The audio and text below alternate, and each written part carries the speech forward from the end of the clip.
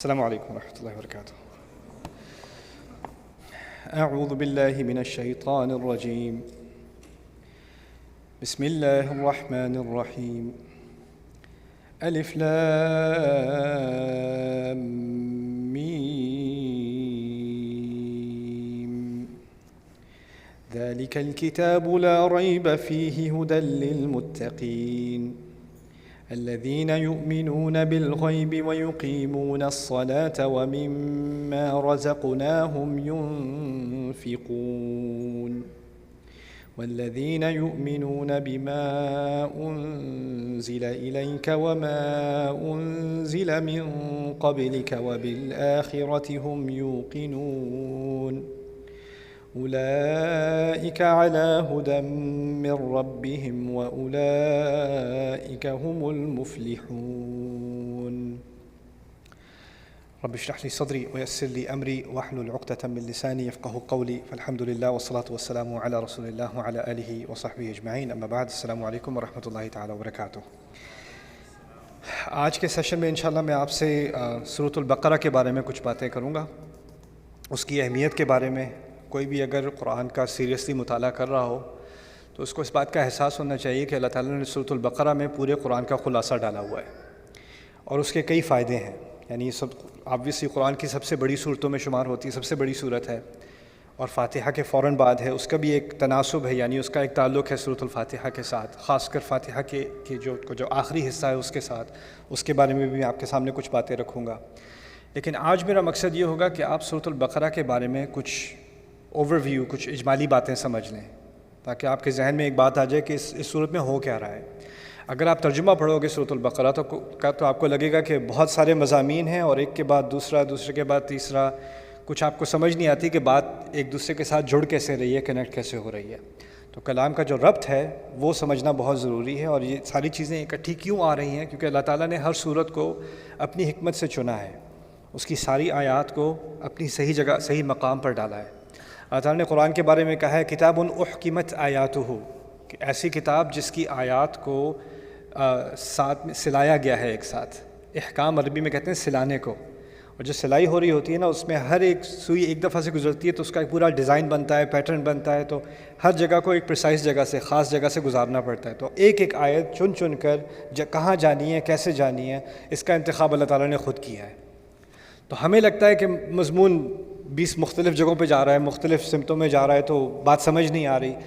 تو میرے نزدیک سورت کو سمجھنے کے لیے، ان کی آیات کو سمجھنے کے لیے پہلے اگر انسان ذرا ایک تھوڑا پیچھے ہٹ کے پورا ویو سمجھ لے کہ بات ہو کیا رہی ہے اور کس مقصد سے ہو رہی ہے، پھر اس کے بعد اس کے جو مختلف اجزاء ہیں اور ایک ایک آیت ہے وہ سمجھ میں آ جائے گی. میتھمیٹکس میں کہتے ہیں the whole is equal to the sum of its parts. یعنی اگر آپ کے پاس 4 چیزیں ہیں، آپ کو جمع کرو گے تو آپ کو اس کا ہول ملے گا. لیکن لٹریچر میں، ادب میں کہا جاتا ہے the whole is greater than the sum of its parts. یعنی آپ پوری بات سمجھ لو تو اجزاء جو ہیں ان سے اگر ایک ایک چیز سمجھو گے تو وہ پوری بات سمجھ نہیں آئے گی. اگر آپ ایک آیت پڑھ لو گے، اس سے اگلی آیت اس کا جوڑ نہیں پتہ چلا آپ کو، تو آپ کو پتہ نہیں چلے گا کہ بات کیا ہو رہی ہے. یعنی ساری چیزیں سمجھو گے تو پھر پوری بات سمجھ میں آئے گی. تو اس لیے آج ایک اوور ویو، ایک اجمالی نظر سے دیکھتے ہیں سورۃ البقرہ کو. لیکن اس سے پہلے ایک اور مزید بات، فاتحہ کے بارے میں تو بہت کچھ کہا جا سکتا ہے، لیکن ایک بات فاتحہ کے بارے میں آپ کے سامنے رکھ دوں آج. وہ یہ ہے، اللہ تعالیٰ نے کہا ہے صراط الذین انعمت علیہم غیر المغضوب علیہم ولا الضالین. ہم روزانہ پڑھتے ہیں. سمجھنے کی بات یہ ہے کہ اللہ تعالیٰ نے جب کہا کہ سیدھے راستے پر ہمیں ہدایت دیجیے، اہدنا الصراط المستقیم، پھر اس راستے کی وضاحت کی جا رہی ہے. وضاحت کیا ہے؟ کہ وہ راستہ جن پر آپ نے نعمت کی ان کا راستہ، صراط الذین انعمت علیہم. یہاں تک بات مکمل ہے.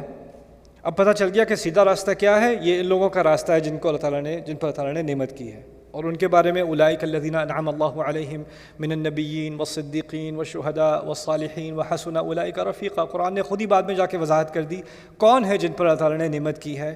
یہ نبیوں میں سے ہیں جنہوں نے نبیوں کے کلام کو سچ مانا اور اس پر قائم رہے، ان کی بات کی تصدیق کی، وہ ہیں صدیقین. پھر شہداء ہیں اور صالحین ہیں. اردو میں آپ سمجھتے ہیں شہداء اور صالحین کون ہیں، ٹھیک ہے. تو اللہ تعالیٰ نے خود ہی اس کی ڈیفینیشن دے دی کہ کس پر نعمت کی گئی ہے. کہنا میں یہ چاہ رہا ہوں کہ یہاں تک تو بات مکمل ہو گئی. سیدھا راستہ کن لوگوں کا ہے؟ ان 4 گروپس کا ہے. ان کے بارے میں بات ہوگی. قرآن میں جگہ جگہ ایسے لوگوں کی بات ہوگی، انبیاء کی بات ہوگی، صدیقین کی بات ہوگی، شہداء کی بات ہوگی، صالحین کی بات ہوگی. چلو بھائی سیدھا راستہ سمجھ میں آ گیا.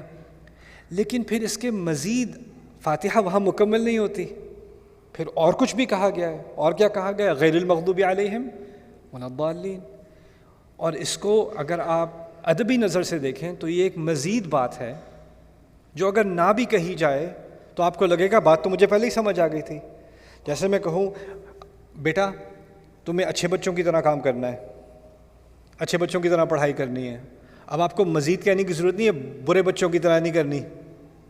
بات تو سمجھ، پہلی دفعہ میں بات سمجھ آ گئی. اگر آپ کسی سے آپ نے قانون کی پابندی کرنی ہے، آپ کو مزید کہنے کی ضرورت نہیں ہے اچھا قانون کی نافرمانی نہیں کرنی. اگر پابندی کہنے کو کہہ دیا ہے تو پھر دوسری بات تو کرنے کی ضرورت نہیں رہی نا. عام زبان میں ہم اگلی بات نہیں کرتے، لیکن فاتحہ میں کیا پڑھ رہے ہیں ہم؟ یہاں تو کہہ دیا کہ کس کا راستہ؟ ان لوگوں کا راستہ، الذین انعمت علیہم. بات تو مکمل ہے، لیکن اس کے بعد مزید اللہ تعالیٰ نے ایک چیز کا اضافہ کیا، غیر المغضوب علیہم ولا الضالین. یعنی خاص ایک تو ہے جن پر نعمت نہیں کی گئی ان کا راستہ نہیں، لیکن ان سب میں سے دو گروہوں کو خاص نکال کر ان کے بارے میں خاص خبردار کیا مسلمان کو کہ ان دونوں سے ذرا زیادہ بچ کے رہنا. دو طرح کے لوگ ہیں اور دو طرح کی ٹینڈنسیز ہیں، دو طرح کے مزاج ہیں، ان سے بچ کے رہنا. پہلا مزاج ہے المغضوب علیہم، دوسرا ہے الضالین. اس کے بارے میں ایک حدیث پائی جاتی ہے، مشہور ہے، کہ المغضوب علیہم سے اشارہ بنی اسرائیل کی طرف، یہود کی طرف ہے، اور الضالین سے اشارہ نصارہ یعنی عیسائیوں کی طرف ہے.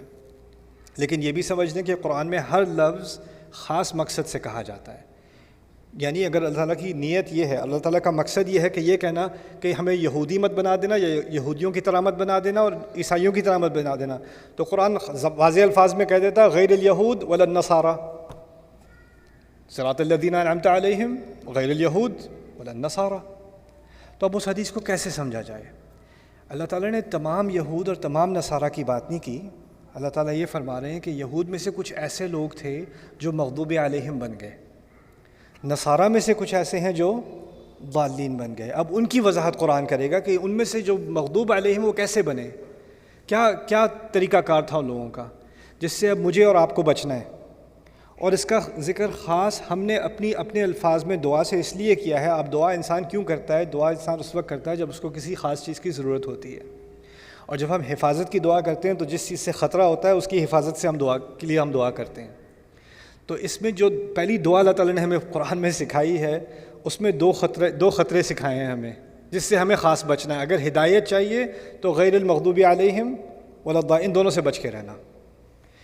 تو پہلے میں مغضوب علیہم کے بارے میں ایک چھوٹی سی بات آپ کے سامنے رکھ دوں، یہود کے بارے میں نہیں، مغضوب علیہم کے بارے میں، کیونکہ یہ کوئی بھی ہو سکتا ہے. اس کی سب سے بڑی مثال سمجھ لیں قرآن میں یہود ہیں، اس کی مثال یہود ہیں.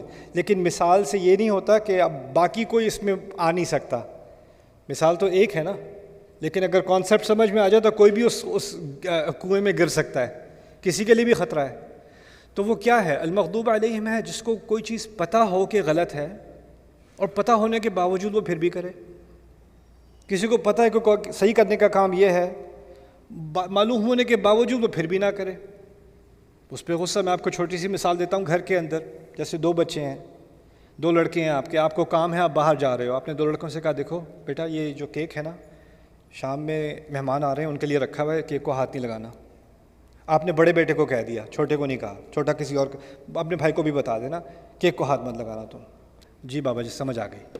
آپ گئے، آپ واپس آئے، دونوں بیٹھے کیک کھا رہے ہیں، ٹھیک ہے. اب جب واپس آئے دونوں بیٹھے کیک کھا رہے ہیں، آپ کو غصہ دونوں پہ آئے گا کہ ایک پہ آئے گا؟ غصہ تو ایک پہ آئے گا. جس کو بتایا تھا اس نے جاننے کے باوجود پھر بھی کھانا شروع کر دیا تو اس پہ تو غصہ آئے گا نا. وہ مغضوب علیہ ہوا جس پہ غصہ کیا جائے. دوسرا کہ مجھے تو کسی نے بتایا ہی نہیں، وہ ضالین ہے وہ گمراہ ہے، اس کو پتہ ہی نہیں تھا. اس نے جو کیا اس کو پتہ ہی نہیں تھا کرنا کیا ہے. وہ بھائی کھا رہا ہے تو میں بھی کھا لوں، اس میں کیا ہے. تو اس نے وہ حرکت کی. تو یہاں جو بات کہی جا رہی ہے آسان الفاظ میں کیا ہے، جس کے پاس علم ہو، جس کو پتہ ہو، جس کو سمجھ آ گئی ہو، وہ پھر بھی جان بوجھ کے غلط کرے، وہ تو پھر غصے کا مستحق ہے.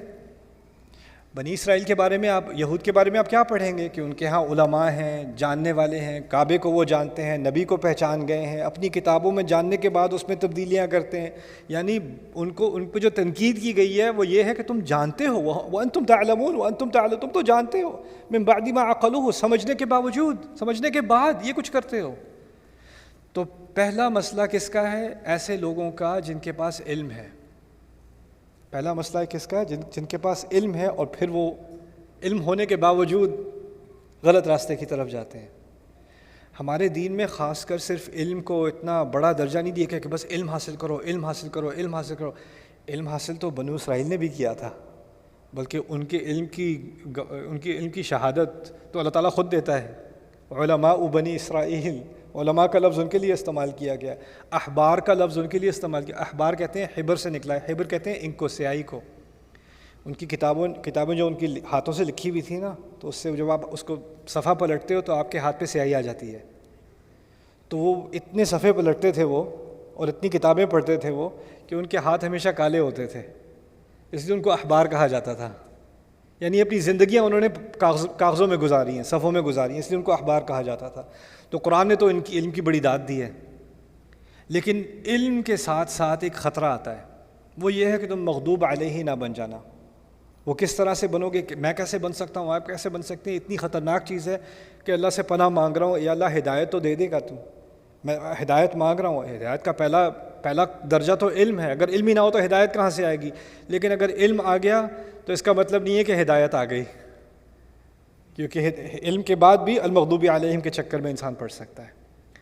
دوسرا جو خطرہ ہے وہ الضالین کا ہے۔ الضالین کیا ہے؟ جن لوگوں کو کچھ پتہ ہی نہیں ہے، جو دل میں آتا ہے وہ سمجھتے ہیں تو میرے دل سے لگتا ہے کہ یہ کوئی اچھا کام ہے کرنے کو، میں یہی کر رہا ہوں، اس سے میرے دل کو سکون ملتا ہے تو میں یہ کر رہا ہوں، اس میں کیا برا ہے؟ یعنی پیچھے اس کے عمل کے پیچھے نیت اچھی ہے لیکن علم کچھ نہیں ہے، ٹھیک ہے نا؟ ایسے لوگ الضالین ہو جاتے ہیں۔ اور ہوتا یہ تاریخ میں کہ جب علم والے لوگ کرپشن میں ہوتے ہیں نا، تو اگلی جنریشن آ کے کہتی ہے یہ عالم سارے تو اتنے کرپٹ ہیں، ہمیں نہیں سیکھنا ان کا اسلام، ہم خود ہی اچھے بن سکتے ہیں۔ اب وہ جو خود ہی اچھے بننے والے ہوتے ہیں ان کو علم سے کوئی دلچسپی نہیں ہوتی، تو وہ اپنی تمیز سے اچھا برا بناتے ہیں، اپنی ڈیفینیشن سے بناتے ہیں، اور ان کی ڈیفینیشن ہر 10 سال بعد بدلتی ہے۔ وہ ضالین میں گر جاتے ہیں، اس نئے کنویں میں گر جاتے ہیں وہ لوگ۔ یہ ہے غیر المغضوب علیہم ولا الضالین۔ تو یہ دو خطرے اللہ تعالیٰ نے ہمارے سامنے رکھے ہیں ہدایت مانگنے کے بعد۔ یہ ہدایت مانگنے سے پہلے کی بات نہیں ہے، ہدایت مانگنے کے بعد کی بات ہے۔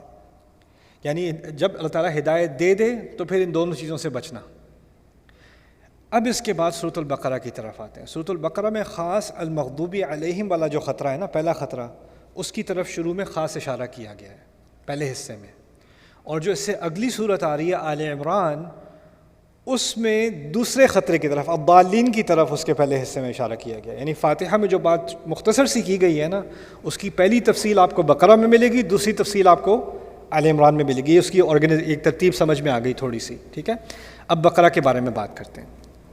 بقرہ میں میرے نزدیک اس کی ترتیب کے اعتبار سے اس میں 9 حصے ہیں، اور میرا آج مقصد یہ ہے کہ آپ سب آج کے درس کے بعد آپ کو یہ 9 حصے آپ کے ذہن میں بیٹھ جائیں۔ ایک تو میں بات کرنا تو آسان ہے، میں تھوڑا تھوڑا کر کے آپ سے دہرواؤں گا تاکہ آپ کے ذہن میں یہ بات بیٹھی ہو۔ آج کے بعد چلو آپ کو بقرہ کے بارے میں 9 چیزیں تو بتائیں انشاءاللہ، میری نیت یہ ہے، ٹھیک ہے؟ پہلا جو حصہ ہے بقرہ کا، اس میں اللہ تعالیٰ نے 3 طرح کے لوگوں کے بارے میں ہمیں بتایا ہے۔ ایسے لوگ جو اس کتاب پر، اس نبی پر، اس خدا پر ایمان لے آئے، ایسے لوگ جنہوں نے ایمان لانے سے انکار کر دیا، اور ایسے لوگ جو سامنے سے یعنی دکھاوے میں تو ایمان لاتے ہیں، اندر ان کے ایمان ہوتا نہیں۔ جسے کہتے ہیں المؤمنون اہل ایمان، الکافرون، اور پھر منافق۔ یہ 3، ان 3 کے بارے میں اللہ تعالیٰ نے پہلے حصے میں بقرہ میں وضاحت کر دی، ٹھیک ہے؟ یہ پہلا حصہ ہے بقرہ کا۔ اور ان میں سے جو پہلا حصہ، پہلی کیٹیگری اہل ایمان، ان کے بارے میں مختصر سی بات ہے، شروع میں ہی ہے ذالک الکتاب لا ریب فیہ ھدی للمتقین الذین یؤمنون بالغیب ویقیمون الصلاۃ ومما رزقناہم ینفقون والذین یؤمنون بما انزل الیک وما انزل من قبلک وبالآخرۃ هم یوقنون اولئک علی ھدی من ربہم واولئک هم المفلحون۔ بات ختم، مختصر سی آیات، بات مکمل ہو گئی۔ اہل ایمان یہ ہیں۔ اہل ایمان کے بارے میں ایک چھوٹی سی بات آپ کے سامنے رکھ دوں، آیت کر کے تو ہم بعد میں مطالعہ کریں گے انشاءاللہ ایک دن۔ لیکن کسی نے مجھ سے پوچھا کہ تم لوگوں کو اتنا اعتماد کیوں ہے کہ یہ جو آپ کے نبی ہیں یہ آخری نبی ہیں، ان کے بعد کوئی آ ہی نہیں سکتا؟ کچھ دلچسپ گروہ ہیں دنیا میں جن کا ایمان ہے کہ قرآن تو ہے، وہ نبی بھی ہیں، لیکن ان کے بعد بھی نبی ہونے کا امکان ہے۔ قرآن نے کہیں نہیں کہا کہ ان کے بعد کوئی نبی نہیں آنے والا۔ تو میں نے ایک صاحب تھے اس طرح کے، انہوں نے مجھ سے آ کے بات کی۔ میں جماعتوں کا اور گروہوں کا اور فرقوں کا نام نہیں لیتا، میں اعتقاد کی بات کر رہا ہوں، یعنی ان کا عقیدہ یہ ہے کہ ان کے بعد بھی نبی ہونے کا امکان ہے کسی کا۔ تو میں نے ان سے پوچھا آپ نے بقرہ نہیں پڑھی؟ انہوں نے کہا ہاں نے پڑھی ہے۔ میں نے کہا آپ نے پہلا صفحہ پڑھا ہے اس کا؟ میں نے کہا ہاں پڑھا ہے۔ تو وہاں تو اللہ تعالیٰ نے کیا دیا، وَالَّذِينَ يُؤْمِنُونَ بِمَا أُنزِلَ إِلَيْكَ وَمَا أُنزِلَ مِن قَبْلِكَ، وہ جو آپ پر نازل ہوا یعنی رسول پر، اس پر ایمان لائے، اور جو آپ سے پہلے نازل ہوا اس پر ایمان لائے، اور آپ کے بعد ایمان لانے کی ایک ہی چیز رہ گئی، وَبِالْآخِرَةِ هُمْ يُوقِنُونَ، اور آخرت پہ ان کا پورا یقین ہے۔ تو یہاں اگر امکان ہوتا کہ آپ کے بعد بھی کچھ آنا ہے تو وما انزل من قبلک وما انزل من بعدک، جو آپ سے پہلے آیا جو آپ کے بعد آئے گا، بعد کا تو ذکر ہی کوئی نہیں، تو آپ کہاں سے لے کے آ رہے ہو؟ یہ تو شروع میں اللہ تعالیٰ نے کہہ دیا کہ متقی اور ایمان والا ہونے کے لیے ایک تو مجھے ایمان لانا ہے جو مجھ پر جو اس نبی پر نازل ہوا ابھی، اور جو اس سے پہلے نازل ہو چکا، موسیٰ علیہ السلام، عیسیٰ علیہ السلام، جن وحی کا ذکر ہو رہا ہے، تو بعد کا تو کوئی امکان ہی نہیں ہے۔ یہ تو شروع میں ہی مسئلہ حل ہو گیا ہے، کہاں سے مسئلہ لے کے آ رہے ہو یار؟ مجھے نہیں سمجھ آئی، وہ بات جلدی ختم ہو گئی کچھ۔ بٹ خیر، پہلا جو حصہ ہے اس میں 3 طرح کے لوگ ہیں، جو لوگ ایمان لائے، جو لوگ کفر پہ ڈٹے ہوئے ہیں، اور جو لوگ منافق ہیں۔ کافروں کے بارے میں بھی مختصر سی بات، ان الذین کفروا سواء علیہم انذرتہم ام لم تنذرہم لا یؤمنون، ختم اللہ علی قلوبہم وعلی سمعہم وعلی ابصارہم غشاوہ ولہم عذاب عظیم، بات ختم۔ منافقوں کے بارے میں بڑی تفصیل سے بات، بڑی گہری مثالیں، لمبی چوڑی بات، یعنی ایک کیٹیگوری بہت ہی آسان، یہ کچھ الفاظ ہیں اس میں ساری بات سمجھ میں آ جائے گی، کافروں کے بارے میں تھوڑے سے الفاظ ساری بات سمجھ میں آ جائے گی۔ منافق ذرا پیچیدہ مسئلہ ہے، اس کو سمجھنے کے لیے ذرا تفصیل کی ضرورت ہے، تو وہاں پہلے حصے میں ہی منافقوں کے بارے میں ایک تفصیلی بحث ہے، تفصیلی مثالیں دی گئی ہیں، اس پہ بہت تدبر کرنے کی ضرورت ہے۔ یعنی اللہ تعالیٰ نے شروع میں ہی ہمیں سکھا دیا کہ یہ جو مرض ہے نا نفاق کا، یہ کوئی آسانی سے پہچاننے جانے والی چیز نہیں ہے، اور اس کے لیے انسان کو بہت گہرائی سے اپنے اندر بھی دیکھنا پڑتا ہے، اور اسی کی طرف اشارہ شروع میں ہی ہو گیا پہلے حصے میں۔ اچھا پہلے حصے کی بات ہو گئی، ٹھیک ہے، کتنے حصے رہ گئے مجھے یاد نہیں، آپ یاد کراؤ۔ 8 حصے رہ گئے، 9 حصے ہیں نا مکمل، 8 حصے رہ گئے، یہ پہلا حصہ ہے۔ اب میں آخری حصے کی بات کرتا ہوں، حصہ نمبر 9، میں آخر میں لے جا رہا ہوں، بالکل آخر میں لے کے جا رہا ہوں آپ کو۔ آخر میں ہے آمن الرسول بما انزل الیہ من ربہ والمؤمنون کل آمن باللہ وملائکتہ وکتبہ ورسلہ لا نفرق بین احد من رسلہ۔ بڑی پیاری دعا ہے قرآن میں سورۃ البقرہ کے آخر میں، وہاں پر پہلے بات ہو رہی ہے جو لوگ ایمان لائے، جیسے شروع میں پھر اس دعا میں ہے ہم پر ایسا بوجھ نہ ڈالنا جو ہم سے پہلے والے لوگوں پر ڈالا گیا تھا، وہ اٹھا نہ سکے، وہ اٹھانے کے بجائے وہ منافق بن گئے، تو وہاں بات دوبارہ کس کی ہو رہی ہے؟ نفاق کی بات ہو رہی ہے۔ پھر آخر میں اس دعا میں کیا ہے؟ فانصرنا علی القوم الکافرین، یعنی جن تین گروہوں کی بات شروع میں ہو رہی تھی نا، ان سے متعلق ایک کمپریہنسو دعا ہے، ایک اجمالی دعا، وہ بالکل صورت کے آخر میں ہے۔ یہ ہے پہلا حصہ اور 9واں حصہ، یہ شروع اور آخر ہے صورت کا، ٹھیک ہے۔ دوسرا حصہ ہے صورت کا، اس میں اللہ تعالیٰ نے بات کی ہے ہم سے آدم علیہ السلام کے قصے کی۔ آدم علیہ السلام کا قصہ قرآن میں 7 دفعہ اس کا ذکر ہے مختلف مقامات پر، اور ہر دفعہ اس میں سے کوئی ایک نئی تفصیل اللہ تعالیٰ سامنے لاتے ہیں، ہر دفعہ ایک بات نہیں ہوئی۔ سورۃ الاعراف میں جو قصہ آپ کو آدم علیہ السلام کا ملے گا اس میں، اور سورۃ البقرہ میں جو ذکر ہے جن آیات کا، ان میں بہت فرق ہے۔ یعنی آپ اس طرح سمجھ لیں آج کل کی زبان میں کہ آپ ایک اینگل سے دیکھ رہے ہو نا تو آپ کو کچھ نظر آ رہا ہے، ایک ہی سین ہے، اور آپ اسی چیز کو ایک دوسرے اینگل سے دیکھو گے تو آپ کو کچھ اور نظر آئے گا۔ تو قرآن کبھی ایک اینگل سے اسی قصے کے بارے میں ذکر کرتا ہے، پھر کسی اور اینگل سے اسی قصے کے بارے میں ذکر کرتا ہے، ٹھیک ہے۔ آپ کو ایک نئی چیز سیکھنے کو ملتی ہے جو آپ کو اس نقطۂ نظر سے نظر نہیں آ رہی تھی، اب اس نقطۂ نظر سے نظر آئے گی، ٹھیک ہے نا۔ تو پھر سورۃ البقرہ میں یہ جو دوسرا حصہ ہے آدم علیہ السلام کا قصہ، آسان ہے، یعنی یاد رکھنا کہ پہلا حصہ 3 گروہ، دوسرا حصہ آدم علیہ السلام۔ اب آدم علیہ السلام کے قصہ جو ہے اس میں خاص اللہ تعالیٰ نے 2-3 چیزوں کا ذکر کیا یہاں پر۔ ایک تو آدم علیہ السلام کے علم کا ذکر کیا ہے، اس کے بعد جنت کا ذکر کیا ہے، پھر جنت سے نکالے جانے کا ذکر کیا ہے، فَأَزَلَّهُمَا الشَّيْطَانُ عَنْهَا فَأَخْرَجَهُمَا مِمَّا كَانَا فِيهِ، کہ شیطان نے ان دونوں کو پھسلوا دیا، شیطان کا ذکر ہوا ہے۔ اور بھی بہت ساری باتیں ہیں، لیکن میں اب تھوڑی تھوڑی کر کے آپ کے سامنے رکھوں گا۔ تو یہ 2-3 چیزیں، علم کے بارے میں بات ہو رہی ہے، پھر لالچ دی شیطان نے اور لالچ کے ذریعے سے نکلوا دیا جنت سے، اس کے بارے میں بات ہو رہی ہے، ٹھیک ہے نا۔ اب یہ ہے کون سا حصہ؟ دوسرا، آدم علیہ السلام کا حصہ۔ اب میں آپ کو دوبارہ آخر میں لے کے جاتا ہوں، پہلے تو 9واں حصہ بتایا تھا نا، اب 8واں حصہ بتاتا ہوں۔ 8ویں حصے میں اللہ تعالیٰ نے 3 باتیں کری ہیں۔ ایک بات کی ہے کہ اللہ تعالیٰ کی راہ میں پیسے خرچ کرنا، جو آیات کا مجموعہ ہے نا خدا کی راہ میں خرچ کرنے کو، الانفاق فی سبیل اللہ، بقرہ کی انتہا میں اس سے بڑا کوئی مجموعہ قرآن میں کہیں اور نہیں ہے، جیسے خاص سورۃ البقرہ میں ہے الانفاق فی سبیل اللہ، آیت کے بعد آیت کے بعد آیت۔ انسان اپنی کمائی سے جو اللہ تعالیٰ نے دیا ہے، اس کمائی میں سے جو بہترین انویسٹمنٹ کر سکتا ہے اپنے لیے، وہ کیا ہے؟ اللہ کی راہ میں خرچ کرنا۔ اس کے بارے میں تفصیلی بحث۔ اس کے فوراً بعد اللہ تعالیٰ نے بات کی ہے تفصیل سے کہ انسان اپنی کمائی سے روزی، اب جو روزی کمائی ہے اس سے بہترین کیا کر سکتا ہے، اس کے بعد اس سے بدترین کیا کر سکتا ہے۔ اس کے بعد ربا کی آیات ہیں، الذین یأکلون الربا لا یقومون کما یتخبطہ الشیطان من المس۔ قرآن میں پھر اس کے بعد ربا کی آیات ہیں، تو پہلے خرچ کرنے کی آیات ہیں اللہ کی راہ میں، اس کے بعد ربا کی آیات ہیں، اور اس کے بعد اب ایک تو ہو گیا بہترین طریقہ مال کے خرچ کرنے کا، ایک ہے بدترین طریقہ مال کے خرچ کرنے کا یا مال کمانے کا، پھر ایک بیچ میں راستہ ہے کس کا؟ حلال کا، تجارت کا اور دین کا، یعنی ادھار لینے کا صحیح طریقہ کیا ہے، اس کے بارے میں بات ہو رہی ہے۔ اور اس سب کے دوران اللہ تعالیٰ نے خاص کچھ چیزوں کا ذکر کیا ہے جس کا تعلق آدم علیہ السلام کے قصے سے ہے۔ آدم علیہ السلام کے قصے میں ایک جو تھیم نکلتی ہے وہ کیا ہے؟ لالچ۔ لالچ کی وجہ سے انسان گرتا ہے، اور یہاں پر انفاق فی سبیل اللہ، اللہ کی راہ میں خرچ کرو، کس مرض سے انسان کو پاک کرتی ہے یہ چیز؟ اللہ کی راہ میں خرچ کرنا لالچ نکالتی ہے انسان کے دل سے۔ ربا کس چیز کا نام ہے؟ ناجائز کسی مجبور کا فائدہ اٹھانا، اس کو ادھار دینا، اور پھر اس سے اس کی مجبوری کا فائدہ اٹھا کے اس سے زیادہ لینا، اس کا خون چوسنا، یہ لالچ ہی تو ہے، اور کیا ہے؟ اور لالچ کو کنٹرول میں رکھنا اور حلال طریقے سے بزنس کرنا، یہ سب لالچ ہی کی تو تربیت ہے۔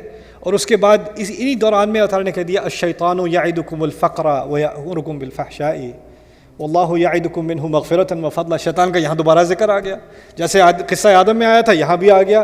شیطان تمہیں وعدہ کرتا ہے کہ فقیر بھوکے مرو گے، خدا کی راہ میں خرچ کرو گے تو بھوکے مرو گے، ربا نہیں کھاؤ گے تو کیا کرو گے، کمائی کہاں سے کرو گے؟ واللہ یعدکم منہ مغفرۃ وفضلا، اللہ تمہیں وعدہ کر رہا ہے کہ وہ تمہیں معافی دے گا اگر حلال طریقے سے کماؤ گے، اور اس سے مزید اور بھی دے گا، وفضلا۔ تو یہ ہو گیا دوسرا حصہ اور 8واں حصہ۔ اب رہ گئے بیچ میں تھوڑے سے، اور 4 حصے ہو گئے بائی دا وے۔ کتنے حصے تھے ٹوٹل؟ 9 تھے۔ اب آتے ہیں تیسرے حصے کی طرف۔ تیسرے حصے میں اللہ تعالیٰ نے جیسے تمام مخلوق میں سے آدم کو چنا علیہ السلام، اور آدم علیہ السلام کو دنیا میں خلیفہ بنایا۔ انسانی تاریخ جیسے گزرتی گئی، پھر اللہ تعالیٰ نے فیصلہ کیا کہ صرف ایک آدمی کو نہیں چننا، ایک پوری قوم کو چنا جائے جو باقی دنیا کی قوموں کے لیے مثال بنے۔ تو اللہ تعالیٰ نے بنی اسرائیل کو چنا، خاص ان کو چنا۔ ان میں اتنے نبی دیے کہ کسی اور قوم کو اتنے انبیاء نہیں دیے۔ ان پر وحی نازل کی، ان پر نعمتیں نازل کی، ان پر اللہ تعالیٰ نے اپنا فضل نازل کیا، ان کو ایک ایسا مرتبہ دیا جو کسی اور قوم کو کبھی نہیں دیا گیا تھا ان سے پہلے۔ وَأَنِّي فَضَّلْتُكُمْ عَلَى الْعَالَمِينَ، میں نے تمہیں تمام اور قوموں پر فضیلت دی، تمام جہانوں پر۔ تمام اور عالمین سے مراد قومیں بھی ہوتی ہیں عربی میں، ان تمام پر تمہیں فضیلت دی۔ بنی اسرائیل کا ایک بہت بڑا حصہ ہے، تقریباً آیت نمبر 40 ہے یا 120-122 تک چلتی ہیں یہ آیات، بنی اسرائیل کے بارے میں بات ہو رہی ہے خاص۔ تو یہ تیسرا حصہ ہے سورۃ البقرہ کا، جس میں بنی اسرائیل کے بارے میں بات ہو رہی ہے، اور ایک ہی بات سمجھائی جا رہی ہے، تمہیں علم دیا، تمہیں ہدایت دی، تمہیں انبیاء دیے، تم نے انبیاء کو قتل کیا، تم نے کتابوں کو بدلا، تم نے حلال حرام کی تمیز نہیں کی، تم نے اللہ کی آیت کا مذاق اڑایا، تم تو دنیا کے لیے مثال بننے نکلے تھے، تم خود ہی اتنے کرپشن میں پڑ گئے۔ بار بار ایک تاریخ کا ایک چیپٹر، دوسرا چیپٹر، تیسرا، پہلے شروع میں بات کی تمہیں تو چنا تھا، تمہیں تو ایسا فضل دیا تھا جو کسی اور کو نہیں دیا، تمہیں تو یہ مرتبہ دیا تھا، اتنا مقام دیا تھا تمہیں، کیا تم نے اس مقام کے ساتھ، اور اب بھی وہی حرکتیں کر رہے ہو۔ تو یہ پورا تبصرہ قرآن میں لمبا تبصرہ ہوا ہے بنی اسرائیل کے اوپر، اور یہ کون ہیں؟ یہ وہ لوگ ہیں جن کے بارے میں اب کہا جا سکتا ہے المغضوب علیہم. کیوں؟ اللہ کا کیوں غصہ ہے ان پر؟ میں نے آپ کو بتایا تھا کس بیٹے پہ غصہ ہوگا؟ جس کو پتہ تھا کیک نہیں کھانا، جس کو پتہ تھا اس پہ تو غصہ ہوگا نا. وَأَنْتُمْ تَعْلَمُونَ مِنْ بَعْدِ مَا عَقَلُوهُ وَأَنْتُمْ تَتْلُونَ الْكِتَابَ. بار بار اسی سیکشن میں تم تو کتاب پڑھنے والے ہو، تم خود بھول جاتے ہو، تم تو سمجھنے والے ہو، پھر تم نے انبیاء کو قتل کیا. اور پھر اس طرح کے سوالات پوچھ کر بنی اسرائیل کے بارے میں ایک پورا کیس بنایا گیا ہے کہ تمہیں چنا گیا تھا سب سے اوپر، سب سے زیادہ، لیکن تم اس مقام پر پورے نہیں اترے، تم نے اس کا حق ادا نہیں کیا. اب بنی اسرائیل کو بڑا فخر تھا کہ ہم اسرائیل کی اولاد ہیں، اسی لیے نام کیا رکھا ہے اپنا؟ بنی اسرائیل. اسرائیل کی اولاد. اسرائیل کا دوسرا نام ہے یعقوب. اسرائیل کا دوسرا نام ہے یعقوب. یعقوب کس کی اولاد ہیں؟ اسحاق کی. اسحاق کس کی اولاد ہیں؟ ابراہیم کی. اللہ تعالیٰ نے پھر بنی اسرائیل، یہ تیسرے حصے کے بعد میں پیچھے سے بھی لا رہا تھا، اب پچھلے حصے میں یعنی اب نواں حصہ ہو چکا. نواں حصے میں دعا تھی، 8ویں حصے میں لالچ کے اوپر بحث تھی، اب 7واں حصہ پیچھے سے میں آ رہا ہوں. وہاں پر اللہ تعالیٰ نے شریعت کے احکام دیے ہیں، روزے کے احکام، حج کے احکام، طلاق کے احکام، میراث کے احکام، قتال کی لڑائی کے احکام. سارے احکام جو ہے نا، ابتدائی احکام قرآن کی، شریعت کی ابتدا وہ سورۃ البقرہ میں ہے، وہ اس سیکشن میں ہے، یعنی پیچھے سے اگر آپ تیسرے حصے پر آتے ہیں. اس کی کیا سینس بنتی ہے؟ ایک طرف تو بنی اسرائیل کو شریعت دی گئی تھی، انہوں نے شریعت کا مذاق اڑایا. دوسری طرف کسے شریعت دی جا رہی ہے؟ ہمیں شریعت دی جا رہی ہے. اب دیکھا جا رہا ہے فانظر کیف تعملون، اب دیکھتے تم کیا کرتے ہو. ان کا تو امتحان ہو چکا نا، وہ تو فیل ہو چکے اپنے امتحان میں. اب کس کا امتحان ہو رہا ہے؟ ہمارا. تو اب ہمارے احکام کا ذکر یہاں پر ہے اس سیکشن میں. تو اب جب بھی ہم ان احکام کو پڑھیں تو ہمیں ذہن میں رکھنا چاہیے پہلے اللہ تعالیٰ نے بات کی تھی ان کی، اور جس طرح کہ انہوں نے اپنے احکام کا مذاق اڑایا تھا، اپنے احکام کو بدلنے کی کوشش کی تھی، اس کی قدر نہیں کی تھی. تو ہمیں وہ بات ذہن میں رکھتے ہوئے ان احکام کو پڑھنا چاہیے. ٹھیک ہے نا؟ وہ دونوں کا ایک تناسب ہو گیا آپس میں. اب آگے چلتے ہیں. ان کو میں نے آپ کو کہا تھا ان کو بڑا فخر ہے کہ وہ اسرائیل کی اولاد ہیں. اللہ تعالیٰ نے کہا تمہیں اتنا فخر ہے کہ تم اسرائیل کی اولاد ہو، تمہیں کیا اس بات کا فخر نہیں کہ تم ابراہیم کی اولاد ہو؟ ابراہیم علیہ السلام کی. یہاں تک کہ اصل میں جو اختلاف تھا رسول صلی اللہ علیہ وسلم سے کہ ہم اس کو مان ہی نہیں سکتے نبی، یہ تو امی ہیں. امی کیسے ہیں؟ یہ تو اسرائیل کی اولاد میں سے ہی نہیں ہے. تو اللہ تعالیٰ بات تھوڑی اور پیچھے لے گئی، کیا ابراہیم کی اولاد میں سے بھی نہیں ہے؟ تم ابراہیمی کے تو اولاد ہو نا. اور پھر بات بنی اسرائیل کے قصے کے بعد اگلی بات جو ہو رہی ہے وہ ہو رہی ہے ابراہیم علیہ السلام کے بارے میں. اور پہلی بات کیا کہی ابراہیم؟ یہ چوتھا حصہ ہے بائی دا وے. میں شروع سے آپ کو دیکھوں یاد رہا کہ نہیں. پہلا حصہ کیا تھا؟ 3 طرح کے لوگ. دوسرا حصہ کیا تھا؟ آدم علیہ السلام کا قصہ. تیسرا حصہ کیا تھا؟ بنی اسرائیل. بنی اسرائیل کو اب کس کی یاد دلائی جا رہی ہے؟ ابراہیم علیہ السلام کی. چوتھا حصہ ہے ابراہیم علیہ السلام. ابراہیم علیہ السلام اور ان کی اولاد. ابراہیم علیہ السلام اور ان کی اولاد. اور ان کی اولاد 2 نسلیں ہیں. ایک اسماعیل کے ذریعے، جس میں آگے ہزاروں سال جا کے رسول صلی اللہ علیہ وسلم کی پیدائش ہے، اور دوسری طرف ہے اسحاق. اسحاق کے ذریعے ہے یعقوب، اور یعقوب کے ذریعے ہے بنی اسرائیل. ٹھیک ہے نا؟ اب اس حصے میں اللہ تعالیٰ نے کیا مزے کی بات کی، یہاں پر یعقوب کی بات کی اور اسماعیل علیہ السلام کی بھی بات کی. دونوں نسلوں کی بات کر لی. یعنی اگر ایک کو یاد رکھتے ہو تو دوسرے کو کیسے بھولتے ہو؟ اور اسماعیل کے ساتھ تو کھڑے ہو کے انہوں نے کعبہ بنایا تھا. یہ وَإِذْ يَرْفَعُ إِبْرَاهِيمُ الْقَوَاعِدَ مِنَ الْبَيْتِ وَإِسْمَاعِيلُ. تو اللہ تعالیٰ واپس جو مشترک والد ہیں، یعنی عربوں کے اور بنو اسرائیل کے جو مشترک والد ہیں، یعنی خاص کر بنی اسماعیل کے، ان کا ذکر کیا ابراہیم علیہ السلام کا. لیکن پہلی بات جو ابراہیم علیہ السلام کے بارے میں کی، سب سے اہم جو بات کی، وہ کیا تھی؟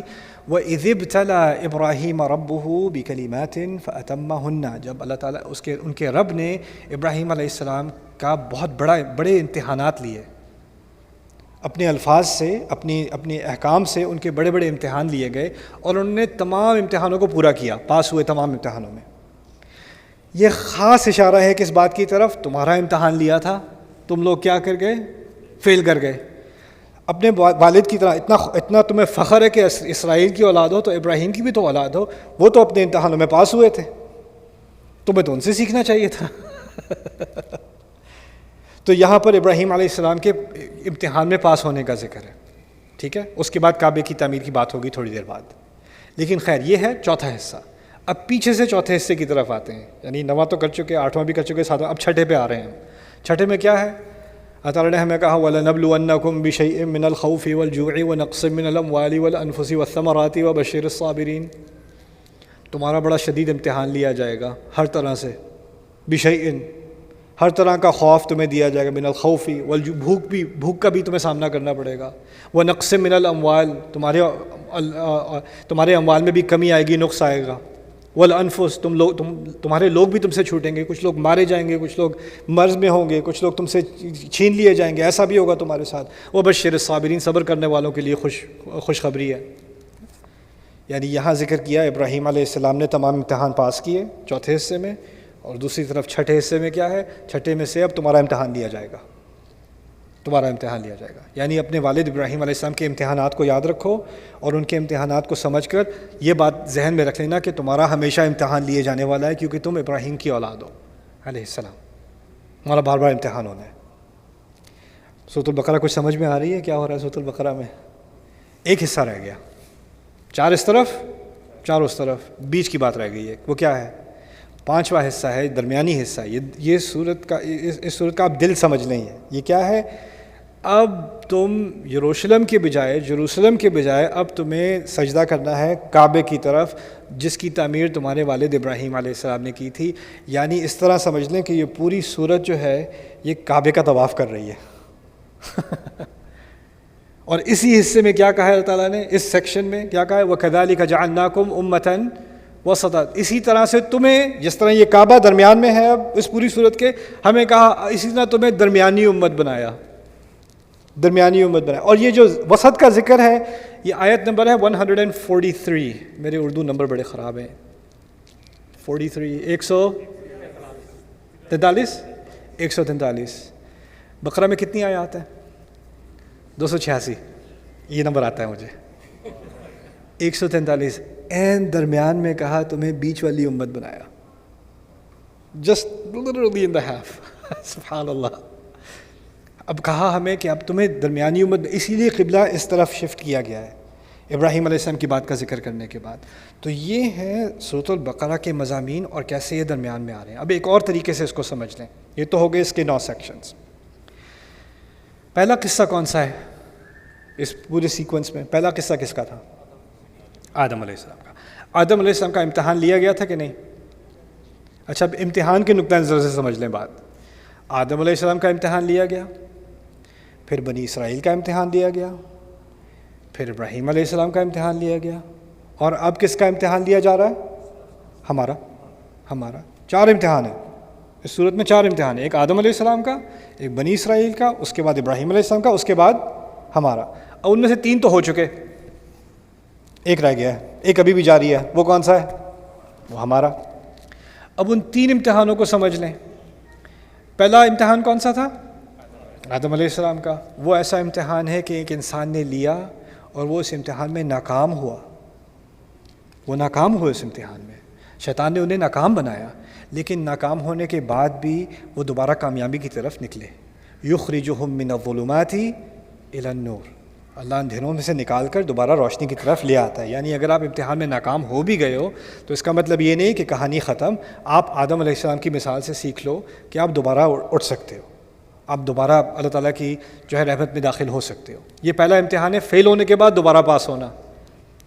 دوسرا امتحان کس کا تھا؟ بنی اسرائیل، ان کو فیل ہونے کا شوق تھا، اور فیل ہونے کے بعد جو پاس کرنے کا طریقہ دیا گیا، توبہ کر لو، واپس آ جاؤ، توبہ کا بھی کوئی ان کا خاص اہتمام نہیں ہے۔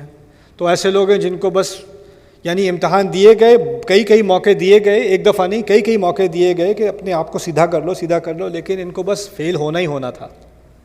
تو یہ دوسرا سینیریو ہو گیا۔ ایک تو ہے کہ فیل ہو کے دوبارہ پاس ہو سکتے ہو، دوسرا ہے کہ فیل ہو کے اور مزید فیل ہوتے جاؤ، اور پھر یہ بھی کہو کہ ہم سے بڑا پاس ہونے والا کوئی نہیں، رائٹ؟ یہ بھی بڑا عجیب مرض ہے کہ آپ سے بڑا فیلئر کوئی نہیں، آپ سے زیادہ ناکام کوئی نہیں، لیکن آپ سے کوئی پوچھ کے تو دیکھے، آپ کو دیکھو ذرا، اللہ تعالیٰ کی بڑی شان ہے، ہم ہیں امت جسے چنا گیا ہے، ہم جیسا کون ہے، بڑی رحمتیں اللہ تعالیٰ کی ہماری امت پر، شکل دیکھیے، حرکتیں دیکھی ہیں اپنی، کہاں سے رحمتیں ہیں؟ ارے جی پتہ نہیں، اب وہ پیچھے تاریخ کی بات گئی، یہ فلانے یہ فلانے، یہ ان کا بڑا ٹور تھا کہ وہ اپنی تاریخ کی مثالیں دیتے تھے کہ ہم تو ان کی قوم ہے، ہم تو موسیٰ کی قوم ہے، ہم تو فلانے کی قوم ہے۔ اللہ نے کہا اچھا ان کی قوم ہو، ان کے بارے میں بات کر لیتے ہیں، ان کے ساتھ کیا کرتوت کی تھی تم نے، ان کے ساتھ کیا حرکتیں، یعنی وہ اصل میں ان کو فخر تھا اپنی تاریخ پر، اور اللہ تعالیٰ نے اس تاریخ میں سے جو چیزیں وہ ذکر کرنے سے شرماتے تھے نا کہ اس پھر اصلیت سامنے آتی ہے، انہی کا ذکر کیا ہے سورۃ البقرہ میں۔ اور اسی طرح سے ایک مرض سامنے لایا گیا ہے کہ امت کی شخصیت میں، امت کی نفسیات میں، ہماری امت کی نفسیات میں شاید یہ مرض آ سکتا ہے، کیونکہ ہم نے شروع میں فاتحہ میں کیا دعا کی تھی؟ مغضوب علیہم کی طرح مت بنا دینا ہمیں۔ تو کیا مرض آ سکتا ہے؟ ہماری تاریخ دیکھیں، عمر بن الخطاب رضی اللہ تعالیٰ عنہ، ابو بکر صدیق رضی اللہ عنہ، صلاح الدین، یہ دیکھیں ہم نے کیا کیا فتح نہیں کیا، ہماری فتوحات۔ یار تم ذرا اپنی سڑک تمہاری کتنی گندی ہے، اور تم عمر رضی اللہ عنہ کی فتوحات کی بات کر رہے ہو، مسجد میں تو تمہاری لڑائیاں ہو رہی ہیں، اور تم ایک امت کی بات کر رہے ہو، کہاں کی بات کہاں لا رہے ہو؟ لیکن کیا اپنی حقیقت نہیں دیکھنی، بس تاریخ کے سہارے سے ورڈ نمبر 1، ہم سے بہتر کون ہوگا، ہم ہی چنے ہوئے لوگ ہیں، باقی سب تو جہنم کی لکڑی ہیں، وہ جلانے کے لیے بنائے گئے ہیں، ہمارے لیے تو جنت کا انتظار ہے۔ کیسے کما رہے ہو جنت؟ یہی تو مرض تھا پچھلے والوں کا، اس لیے تو اس کی خبر 80 آیات صرف ان لوگوں کے مرض کے اوپر۔ کیوں؟ کیونکہ وہ مرض اتنا خطرناک ہے۔ قرآن کا مقصد یہودیوں کو گالیاں دینا تھوڑی ہے، قرآن کا مقصد مجھے اور تمہیں بات سمجھانا ہے کہ ہم اس مصیبت میں نہ پڑ جائیں۔ بات تو یہ تھی۔ تو دوسرا امتحان کیا ہے؟ جو فیل ہو، اور فیل ہونے کے باوجود اس کے دماغ میں کیا ہو کہ ہم سے زیادہ کامیاب کون ہو سکتا ہے۔ پھر تیسرا امتحان ہے ابراہیم علیہ السلام کا، جن کے ہاں ناکام ہونے کا امکان ہی نہیں ہے، مشکل سے ترین امتحانات، اور وہ سب میں کامیاب ہوئے، سب ایک کے بعد ایک میں کامیاب ہوئے۔ اب ہمارے سامنے 3 امکانات ہیں۔ ایک امکان ہے کہ امتحان لیا جائے اور ہم بغیر گرے پھسلے کامیاب ہو جائیں۔ دوسرا امکان وہ ابراہیم کا امکان ہے۔ دوسرا امکان میرے سامنے کیا ہے کہ میں ناکام بھی ہوتا رہوں اور اپنے اندر ایک مرض ڈال لوں، ایک جھوٹی قصہ کہانی ڈال لوں کہ میں بہت کامیاب ہوں۔ اور تیسرا یہ ہے کہ آدم علیہ السلام کی طرح غلطی بھی کروں، پھر توبہ کروں اور دوبارہ کامیاب ہو جاؤں۔ 3 سیناریو۔ اب کہا گیا کہ تمہارا امتحان لیا جا رہا ہے۔ تو اس نقطہ نظر سے بھی سمجھ لیں کہ جو بات بقرہ میں ہو رہی ہے، سمجھایا جا رہا ہے کہ اب امت کس مقام پر کھڑی ہے۔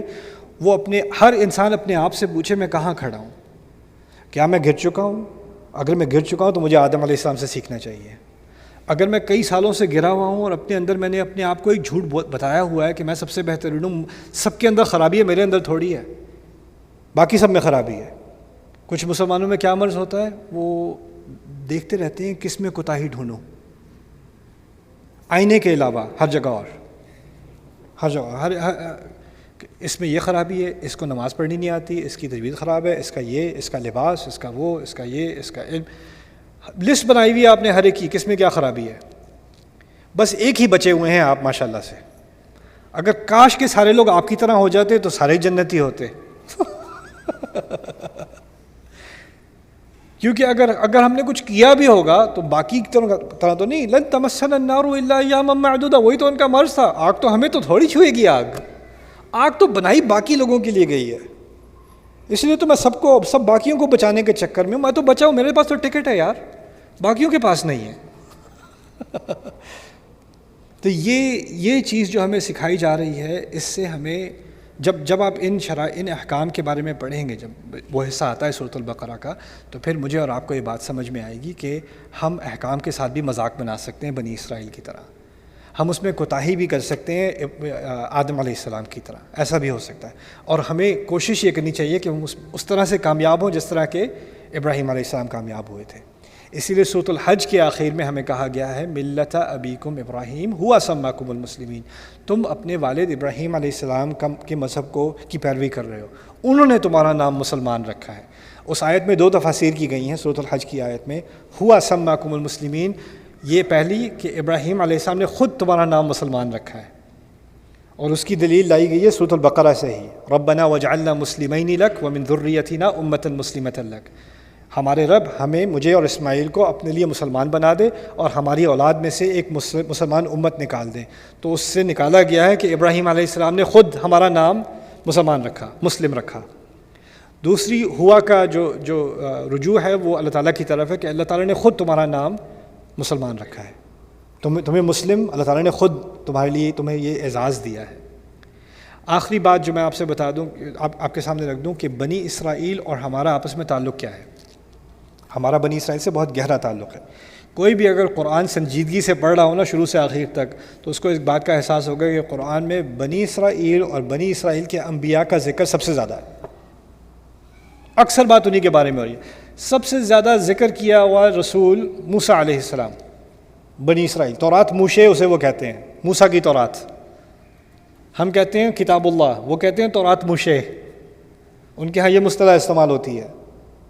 اس کے بعد بنی اسرائیل کے میں بھیجے گئے انبیاء کے بارے میں، بنی اسرائیل خود کے بارے میں جن چیزوں کا ذکر ہے وہ قرآن میں اس کی اکثریت ہے. تو ہمارا بنی اسرائیل سے ایک بہت گہرا تعلق ہے. اور یہ بھی بات عجیب سی ہے کیونکہ عیسائی بنسبت یہود، عیسائی بہت بڑی تعداد ہے، دنیا کی میجورٹی سمجھ لیں. اور یہود ایک بہت چھوٹی مائنورٹی ہے دنیا میں، بہت ہی چھوٹی قوم ہے. تو اگر پاپولیشن کے حساب سے دیکھا جائے تو زیادہ بات کس کے بارے میں ہونی چاہیے تھی؟ عیسائیوں کے بارے میں. اتنی سی قوم کے اوپر اتنا فوکس. اس سے ہمیں بات کیا پتہ چل رہی ہے کہ سائز سے کچھ نہیں ہوتا. کوئی قوم بڑی ہو یا چھوٹی ہو اس سے کچھ نہیں ہوتا. اللہ تعالیٰ نے اگر ان کو چنا ہوتا اور انہوں نے اللہ تعالیٰ کے احکام کو فالو کیا ہوتا تو یہ دنیا کے حکمران ہوتے. لَأَكَلُوا مِن فَوْقِهِمْ وَمِن تَحْتِ أَرْجُلِهِمْ، یہ اوپر سے نیچے سے دونوں سے کھاتے اللہ تعالیٰ کہتے ہیں. لَوْ أَنَّهُمْ أَقَامُوا التَّوْرَاةَ وَالْإِنْجِيلَ. لیکن خاص ان کا ذکر اتنا زیادہ شاید اس لیے بھی کیا جا رہا ہے کہ ہمارے اور ان کے درمیان بہت ساری چیزیں ایک جیسی ہیں. تو یہ آخری بات آج میں آپ کے سامنے رکھ رہا ہوں، پھر میری بات ختم ہے. ہمارے اور ان کے درمیان کیا چیزیں مشترک ہیں. ان کے جو قوم کے ان کو بانی سمجھ لیں، جنہوں نے ان کو ایک امت بنایا، وہ موسیٰ علیہ السلام ہے. ٹھیک ہے نا. بنی اسرائیل تو اولاد تو پہلے سے تھے، لیکن قوم کب بنے ہیں؟ وہ موسیٰ علیہ السلام کی لیڈرشپ میں بنے وہ قوم. اور ہمیں امت بنایا گیا ہے رسول صلی اللہ علیہ وسلم کی بعثت کے بعد، محمد رسول اللہ صلی اللہ علیہ وسلم. تو موسیٰ علیہ السلام اور رسول صلی اللہ علیہ وسلم کے بارے میں دو تین باتیں سمجھنا ہے. موسیٰ علیہ السلام کون سی قوم میں بھیجے گئے تھے؟ دنیا کے کون سے خطے میں تھے جب وہ نبی بنائے گئے؟ کہاں بھیجا گیا انہیں؟ فرعون کی طرف، مصر میں. ٹھیک ہے نا. مصر میں ان کا سامنا ہوا ایک بڑے گھمنڈ کرنے والے، تکبر کرنے والے کافر سے، جس نے تمام آیات کا انکار کیا. یہی بات تھی نا. رسول صلی اللہ علیہ وسلم کہاں بھیجے گئے؟ مکے میں بھیجے گئے، قریش. وہاں بھی ان کو بڑے تکبر کرنے والے قریش ملے جنہوں نے تمام آیات کا انکار کیا. اسی لیے مکی قرآن میں جب رسول صلی اللہ علیہ وسلم مکے میں تھے، موسیٰ علیہ السلام کی مثال اور موسیٰ علیہ السلام کا جو مکالمہ ہوا ہے فرعون سے، جو سامنا کرنا پڑا انہیں فرعون کا، اس کا بار بار ذکر ہے مکے کے اندر. کیوں؟ کیونکہ جو چیز موسیٰ علیہ السلام کو کرنی تھی فرعون کے ساتھ، وہی مشن ہے رسول صلی اللہ علیہ وسلم کا قریش کے ساتھ. اور قریش کو بھی دھمکی دی جا رہی ہے کہ تم اگر جس طرح کی حرکتیں کر رہے ہو، تم سے کوئی کہیں بڑا تھا وہ جو یہ حرکتیں پہلے کر چکا ہے، یہ دیکھ لو میں نے اس کے ساتھ کیا کیا تھا، اپنی اوقات جان لو. تو ان کو فرعون کی مثال دی جاتی ہے اور رسول صلی اللہ علیہ وسلم کو موسیٰ کی مثال دی جاتی ہے. جب رسول صلی اللہ علیہ وسلم تھک جاتے ہیں، جب وہ پریشان ہو جاتے ہیں کہ یہ بات سن ہی نہیں رہے میری، تو اللہ تعالیٰ ان سے کہتے ہیں ما انزلنا علیک القرآن لتشقی، ہم نے تو آپ پر قرآن اس لیے نازل ہی نہیں کیا کہ آپ پریشان ہو جائیں. اور پھر انہی آیات میں آگے کہا هل اتاک حدیث موسیٰ، آپ کو موسیٰ کی بات نہیں آئی کیا؟ انہی آیات میں. یعنی رسول صلی اللہ علیہ وسلم کو مثال دی جاتی ہے موسیٰ کی، اور پھر قریش کو مثال دی جاتی ہے کس کی؟ فرعون کی. یہ بات سمجھ میں آ گئی. یعنی رسول موسیٰ علیہ السلام کا فرعون سے جو آمنا سامنا تھا، جو اس کی کانفرنٹیشن تھی، اس کا اور مکی دور کا ایک ہی سسٹم ہے، ایک ہی بات ہو رہی ہے دو طرف. یعنی تاریخ کے ایک ہی ایپیسوڈ کو دوبارہ لایا جا رہا ہے. اچھا، موسیٰ علیہ السلام پھر فرعون سے بچ کر بنی اسرائیل کو اللہ تعالیٰ کی مدد سے نکال کر وہ پانی سے گزر کر ہجرت کر گئے. رسول صلی اللہ علیہ وسلم کے خلاف سازش کی گئی کہ ان مسلمانوں کو ختم کرو اب، اور اللہ تعالیٰ کی مدد سے وہ صحرا گزر کر کہاں پہنچ گئے؟ مدینے پہنچ گئے. وہاں بھی ہجرت ہے، یہاں بھی ہجرت ہے. اب جب ہجرت کر کے رسول صلی اللہ علیہ وسلم مدینے پہنچے ہیں تو وہاں انہیں دشمن کا سامنا کم کرنا پڑا ہے، منافقت کا سامنا زیادہ کرنا پڑا ہے. یعنی ان کے ماننے والے آگے سے ان کی باتوں کا انکار کرتے ہیں، پیچھے پیچھے سے ان کی باتوں کو انڈرمائن کرتے ہیں، مسئلے کھڑے کرتے ہیں. اگر آپ مدنی قرآن پڑھیں، مدنی قرآن میں یا تو جنگوں کا ذکر ہے، جنگوں سے کہیں زیادہ منافقت کا ذکر ہے. منافقت کی بات ہوئی، وہ اصل مسئلہ ہے. اب موسیٰ علیہ السلام دوسری طرف پانی سے گزر کر، چلو فرعون تو پیچھے رہ گیا، اب وہ صحرا میں ہے، سینا میں ہے. وہاں انہیں کس کا سامنا کرنا پڑا ہے؟ نفاق کا سامنا کرنا پڑا ہے. یعنی آپ موسیٰ علیہ السلام کے کریئر میں دو حصے ہیں، ایک تو فرعون کا سامنا کرنا ہے، فرعون کی مصیبت، دوسری منافقت کی مصیبت. رسول صلی اللہ علیہ وسلم کے مشن میں ایک تو قریش کی مصیبت اور دوسری منافقت کی مصیبت. یعنی جو سیکوینس ہے، جو سیرت بھی ہے، اس میں بھی ایک طرح سے ایک پیرلل ہے. باقی انبیاء کے آپ قصے پڑھیں تو اس میں ایک حصہ ہوتا ہے یا دوسرا ہوتا ہے. یا تو نوح علیہ السلام کے قصے میں جیسے مکے والا دور ہے، نوح علیہ السلام کے قصے میں، صالح علیہ السلام کے قصے میں مکے والا دور ہے، ٹھیک ہے نا. لیکن دونوں پہلو، مکی پہلو اور مدنی پہلو، دونوں ایک ہی سیرت میں وہ کس کے ہیں؟ موسیٰ علیہ السلام کے. پھر موسیٰ علیہ السلام کو شریعت دی گئی اور پھر ان کو قتال کرنے کا حکم دیا گیا.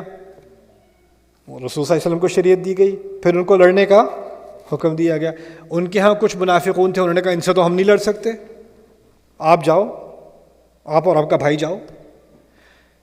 مدینے والے جو منافق تھے انہوں نے کہا آپ جاؤ اور آپ کے جو مکے والے بھائی ہیں یہ جاؤ، یہ ہمارا مسئلہ تھوڑی ہے، آپ پہلے تو مدینے میں آئے، پھر یہ سارا مسئلہ ہمارا مسئلہ بنا دیا.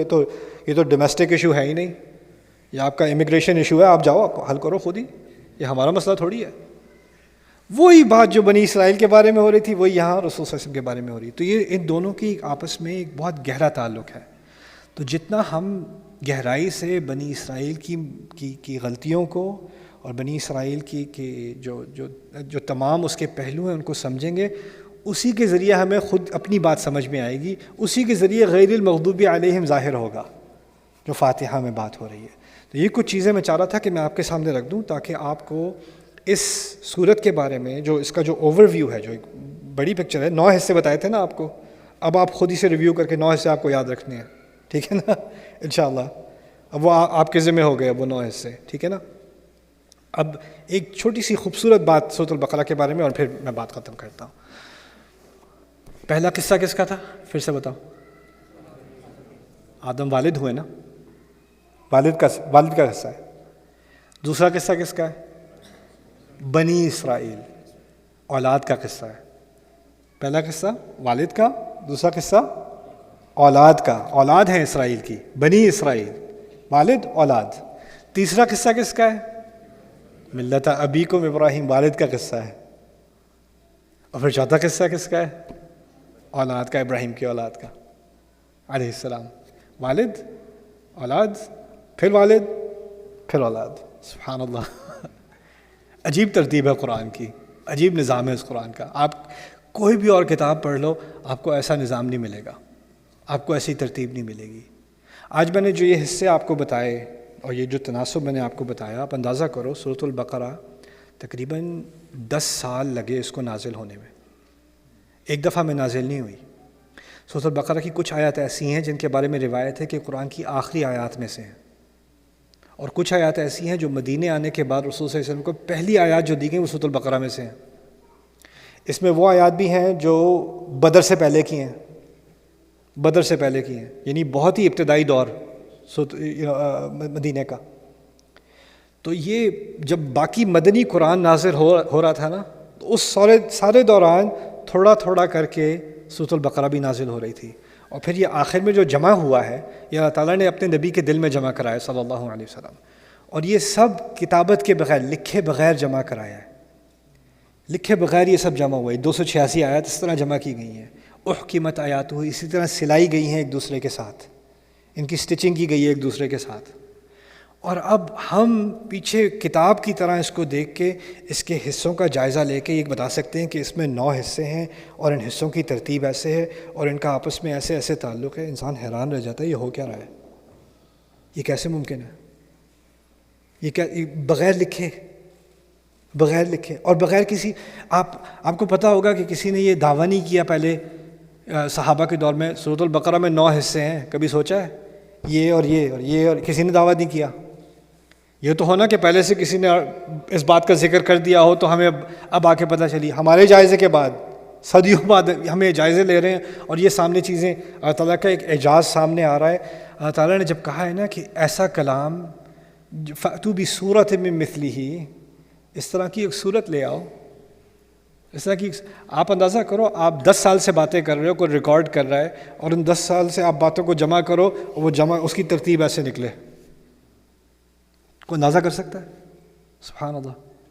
اور آج تو میں نے صرف مختصر ترتیب کی بات کی ہے۔ میرے نزدیک قرآن کا جو نظام ہے، اور قرآن کی جو ترتیب ہے، جو صورتوں کی جو ترتیب ہے، اور آیات کا جو نظام ہے آپس میں، یہ قرآن کے سب سے بڑے معجزات میں سے ہے۔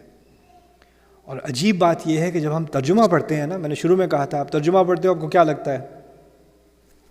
پتہ نہیں کہاں سے کہاں بات چلی گئی، یہ کیا ابھی تو آدم کی بات ہوئی، بنی اسرائیل کہاں سے آ گئے، اور پھر یہ ابراہیم کہاں سے آ گئے، اور پھر یہ کیسے ہو گیا، یہ کیسے ہو گیا، کچھ سمجھ نہیں آ رہی یہ بات کیا ہو رہی ہے۔ اگر آپ تھوڑا اسٹیپ بیک کرو نا، کیونکہ آپ کا سٹینڈرڈ کیا ہے، آپ نے دوسری جماعت سے، پہلی جماعت سے آپ کو کتابیں دی جاتی ہیں، پہلا سبجیکٹ، پھر دوسرا، پھر تیسرا، پھر چوتھا، آپ کی ایک لینئر قسم کی سوچ ہے، آپ کی 3D قسم کی سوچ تو ہے نہیں، 360 ویو تو آپ کا ہے نہیں۔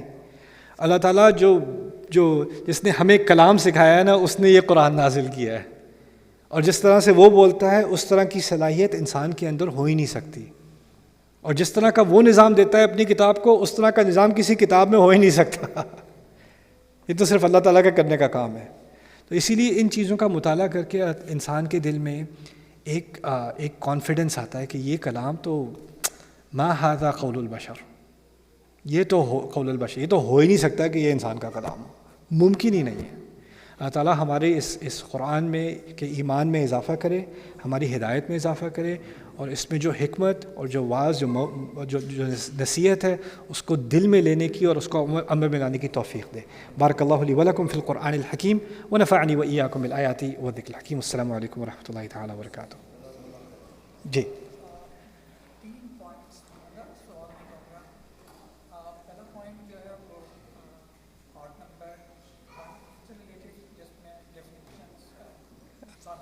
ہاں، 3 طرح کی جو ڈیفینیشنز ہیں، جی پہلے حصے میں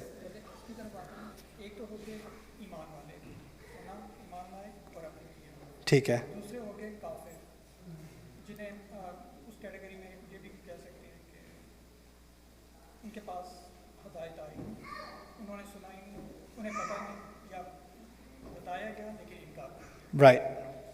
اب منافق، اور جیسے آپ نے کہا کہ قرآن میں زیادہ حصہ منافقین کے بارے میں، مدنی قرآن میں، ہاں دوسری طرف آپ نے یہ بھی بتایا کہ زیادہ حصہ بنی اسرائیل پہ بھی آیا ہے۔ بالکل۔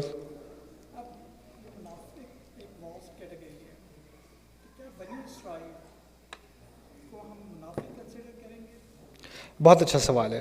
میں نے کہا تھا کہ نفاق کے بارے میں قرآن میں تفصیل سے ذکر ہے، خاص تفصیل سے ذکر ہے مدنی قرآن میں۔ پھر میں نے آپ سے یہ بھی کہا کہ بنی اسرائیل کے بارے میں خاص تفصیل سے ذکر ہے۔ تو کیا اس کا مطلب ہے کہ ہم یہ کہہ سکتے ہیں کہ بنی اسرائیل منافق قوم ہے؟ میں یہ کہوں گا کہ جس عنصر کا، جس ایلیمنٹ کا ذکر قرآن نے کیا ہے بنی اسرائیل سے متعلق، اس میں اہل ایمان بھی ہیں۔ یعنی کچھ مقامات ہیں قرآن میں جہاں بنی اسرائیل کے لوگوں کے بارے میں تعریف کی جا رہی ہے۔ وَكَأَيٍّ مِّن نَبِيٍّ قَاتَلَ مَعَهُ رِبِّيُّونَ كَثِيرٌ، سورۃ آل عمران میں آنے والا ہے کہ جب قتال کی بات آ رہی تھی تو کہا کہ بنی اسرائیل میں سے ایسے تھے جنہوں نے اللہ تعالیٰ کی راہ میں قتال کیا، ان کو انسپریشن بنایا گیا ہے۔ لیکن اوور آل کیا بات کی جا رہی ہے؟ پوری قوم پر تبصرہ نہیں کیا جا رہا۔ قوم میں ایک ایلیمنٹ ہوتا ہے جس کے اندر نفاق آ جاتا ہے، اور اس ایلیمنٹ پر اللہ تعالیٰ تبصرہ کرتے ہیں، اور پھر بعد میں یہ بھی کہتے ہیں لیسوا سواء، یہ سب ایک جیسے نہیں ہیں۔ اللہ تعالیٰ خود ہی کہہ دیتے ہیں لیسوا سواء۔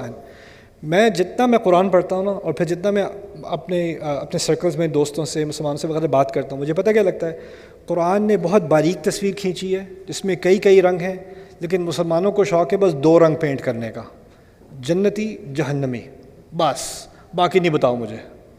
اور قرآن بہت باریک طریقے سے لوگوں، یعنی پوری قوم کے بارے میں کوئی ایک وہ فتویٰ نہیں دیتا اللہ تعالیٰ، لیکن ہم کیا کرتے ہیں، یہ سارے تو بس کیا کر سکتے ہیں، ایسا نہیں ہے قرآن میں۔ تو یہ آپ نے اچھا سوال پوچھا۔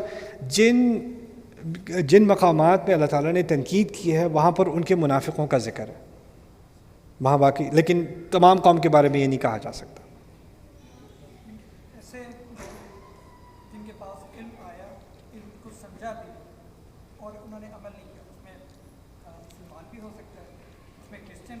بالکل بالکل، اب آپ کو بات سمجھ میں آئی. جس کے پاس علم آیا اور علم آنے کے باوجود اس نے اس پر عمل نہ کیا اور مسلسل نہ کیا، غلطی تو ہر ایک سے ہوتی ہے، مسلسل نہ کیا، وہ یہودی بھی ہو سکتا ہے، عیسائی بھی ہو سکتا ہے، مسلمان بھی ہو سکتا ہے، بلکہ ایتھیسٹ بھی ہو سکتا ہے، کوئی بھی ہو سکتا ہے. جی جی، آپ کے 3 پوائنٹ تھے شاید نا. دوسرا پوائنٹ میرا تھا پارٹ نمبر 3 بنی اسرائیل. ہسٹری سے ریلیٹڈ. جی جی جی جب ہم قبلہ کی بات کرتے ہیں ہمیں پتہ ہے کہ حضور صلی اللہ علیہ وسلم کو مکہ سے محبت تھی اور جب قبلے کی ڈائریکشن چینج کی گئی تو اللہ تعالیٰ کی طرف سے اسی طرح سے کہا گیا کہ مجھے پتہ ہے کہ تم بار بار کرو گے. تو ہسٹوریکلی قبلہ کی ڈائریکشن بیت المقدس کیسے ہوئی؟ وہ تو حضرت داؤد کے زمانے میں بنا، اس سے پہلے قبلہ کون سا تھا؟ جبکہ ہمیں یہ بھی ملتا ہے ہسٹری سے کہ حضرت ابراہیم نے کعبہ کی تعمیر کی. تو اگر کعبہ کی تعمیر کی گئی تھی اور نماز پڑھی گئی تو ہوا کہ اس وقت سے وہ قبلہ اگر تھا کس وقت چینج ہوا؟ اگر چینج ہوا تھا، جی. اگر نہیں ہوا قبلہ وہ نہیں تھا کہ حضرت ابراہیم نے کب سے. آپ کا سوال میں پہلے دہرا دوں. وہ سوال یہ ہے کہ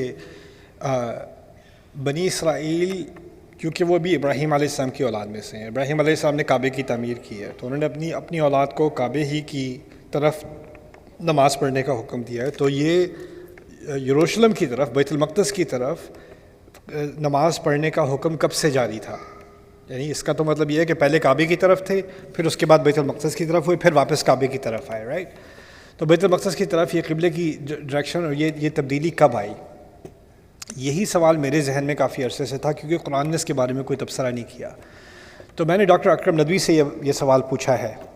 عام طور پہ جب میں ان سے کوئی سوال پوچھتا ہوں تو ان کو 3 مہینے لگتے ہیں، یہ بھی ابھی 1.5 مہینے ہوئے ہیں، انہیں 3 مہینے لگتے ہیں، پھر وہ آرٹیکل لکھتے ہیں اور وہ عام طور پہ عربی میں لکھتے ہیں، لیکن میں آ کے ترجمہ کر دوں گا آپ کے لیے انشاءاللہ. دوسرا پوائنٹ میرا تھا جی پارٹ نمبر 6. آپ نے کہا کہ درمیان والی امت. جی جب درمیان والی امت کا ورڈ یوز کرتے ہیں تو اس سے تھوڑی سی کنفیوژن ہے کہ کیا اس کے بعد بھی کوئی امت آئی گی؟ جب درمیان والی اور میں بات سمجھا دیتا ہوں. میں نے کہا درمیان والی امت، تو شاید اس سے یہ بات نہ نکل آئے کہ اس کے بعد بھی کوئی امت آنے والی ہے. یہ تو درمیان والی، جیسے میری درمیانہ بیٹا، اس کے بعد ایک چھوٹا بیٹا بھی ہے، تو آگے بھی آنے والا ہے کوئی، درمیان سے یہاں بات ہو رہی ہے 2 قوموں کے درمیان. ایک تو امت وسط بہت جامع لفظ ہے. ایک طرف ایسی قوم جس کا سارا زور فقہ کے اوپر چلا گیا، احکام کے اوپر چلا گیا اور روحانیت ختم ہو گئی. دوسری طرف ایسی قوم جو روحانیت کی طرف گئی اور اسے شریعت کا کوئی احساس ہی نہیں رہا. ایک طرف یہود، ایک طرف نصارہ. ہم کون سی قوم ہیں؟ بالکل درمیان میں. ایک ایسی قوم جس کو علم سے ساری دلچسپی تھی، دوسری ایسی قوم جس کو ذکر سے ساری دلچسپی تھی. قرآن ایسی کتاب ہے جس نے کیا کیا، آپ علم کو ذکر کے بغیر لا ہی نہیں سکتے. قرآن میں کہیں علمی بحث ہو ہی نہیں رہی ذکر کے بغیر، اور کوئی ذکر کی بات نہیں ہو رہی علم کے بغیر. دونوں چیزوں کو ملا دیا. یا تو ہوتا ہے کہ آپ روحانیت کی طرف، ذکر کی طرف جا رہے ہو، یا علم کی طرف جا رہے ہو. قرآن نے آپ کو ایک ڈائریکشن یا دوسری ڈائریکشن میں جانے کی کوئی امکان نہیں دیا. پھر اسی طرح ایمان اور عمل، بنو اسرائیل کے ہاں عمل کی بہت اہمیت ہے. جیسا بھی کریں عمل کی بہت اہمیت ہے. میری ایک رہبر سے میرے ساتھ ڈنر ہو رہا تھا یہیں ڈیلس میں، مغرب کے ٹائم میں ملا. میں نے اس سے 2 منٹ لیے، نماز پڑھنے میں گیا. نماز ان کی کیا ہوتی پتہ ہے؟ وضو کرتے ہیں کھانے سے پہلے، کھانے سے پہلے ان کا وضو ہے، اور 15 منٹ کی اس نے دعا کی ہے کھانا ایک والا کھانے سے پہلے. ان کا ایک ریچول ہے، ایک چیز میں اتنی ٹیکنیکل وہ فالو کرتے ہیں. عمل پہ سارا زور ہے، عمل پہ.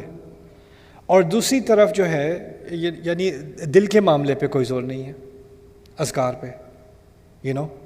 تو ان دونوں کے درمیان، علم اور عمل کے درمیان، ایمان اور عمل کے درمیان جو بیلنس لایا گیا ہے وہ قرآن میں. اور دوسری، میں آپ کو آج ہی کچھ دیر پہلے بات ہو رہی تھی، اصل میں دنیا کے تمام مذاہب میں ایک ٹینشن رہی ہے. وہ ٹینشن کیا ہے؟ یا تو آپ روح کو تقویت دو گے یا جسم کو. تو کوئی کہے گا کہ آپ نے زیادہ اسپرچول بننا ہے نا تو آپ کھانا کم کھاؤ، سویا کم کرو، شادی بھی نہ کرو، جیسے کیتھولکس نے کیا ہے، شادی بھی نہ کرو. یعنی جسم کی ضروریات کو آپ ڈینائی کرو گے تو آپ زیادہ اسپریچول ہو جاؤ گے یا آپ زیادہ روحانیت کی طرف جاؤ گے. اور اگر جسم کی طرف جاؤ گے تو روحانیت ختم ہو جائے گی, روحانیت کی طرف جاؤ گے تو جسم کو کمپرومائز کرنا پڑے گا. اللہ تعالیٰ نے اس امت کو بالکل عین درمیان میں ڈالا ہے. ہمارے دین میں کوئی ایسی عبادت نہیں ہے, کوئی ایسا حکم نہیں ہے جس میں دونوں کا فائدہ نہ ہو. ہمیشہ ہر چیز میں, یہاں تک کہ میں سب سے روحانی جو عمل ہے ہماری زندگی کا وہ حج ہے. آپ کو معلوم ہے, آپ دنیا جہاں چھوڑ کے آپ جا رہے ہو اللہ تعالیٰ کے سامنے, قیامت کے روز کی ایکسرسائز ہے وہ, ٹھیک ہے نا. وہاں بھی اللہ تعالیٰ نے کہہ دیا لیس علیکم جناح ان تبتغوا فضلا من ربکم, تم پہ کوئی گناہ والی بات نہیں ہے, تم پر کوئی نقصان نہیں ہوگا کہ تم وہاں جا کر بھی کچھ کاروبار کر لو, کچھ پیسے بنا لو. اتنا خرچہ کر کے جا رہے ہو, کچھ اپنا سودا ساتھ مال ساتھ لے جاؤ, وہاں کچھ کاروبار بھی کر لینا, کچھ پیسے بھی بنا لینا, کوئی حرج نہیں ہے. حج کے موقع پر روزہ اتنی روحانی عبادت ہے ہر سال کی. صرف اللہ تعالیٰ نے یہی نہیں کہا کہ روزہ توڑ لینا, انتہو من الصوم, روزہ ختم کر لینا مغرب کے ٹائم پر, یہ نہیں کہا. کلوا واشربوا حتی یتبین لکم الخیط الابیض من الخیط الاسود من الفجر, کھاؤ پیو. الفاظ کو اب فوکس کرو ذرا ایک سیکنڈ. یہ وقت ہے ہمارے ذکر کا, عبادت کا. اللہ تعالیٰ نے کیا الفاظ استعمال کیے ہیں؟ کھاؤ پیو. صبح تک کھاتے رہو پیتے رہو, کوئی بات نہیں.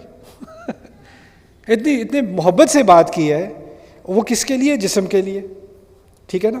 تو یہ جو ایک بیلنس لایا گیا, میں بودھزم کی بات کر رہا تھا. بودھزم اور مذاہب میں جب آپ عبادت کرتے ہو تو آپ کو آنکھیں بند کرنی ہوتی ہیں تاکہ آپ کانسنٹریٹ کر سکو. ہم نماز میں آنکھیں بند کرتے ہیں, کھولتے ہیں.